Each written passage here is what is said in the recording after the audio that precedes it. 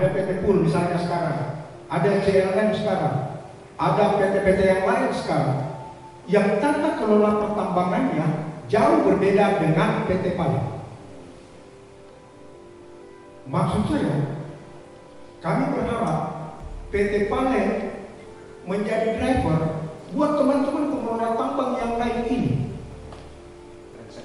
Iya, katakanlah itu.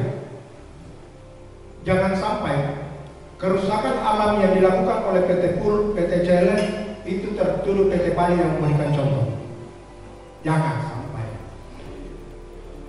Sehingga apa yang diharapkan Saudara Firman sedikit lagi menjadi anggota DPRD provinsi dan DPR RI.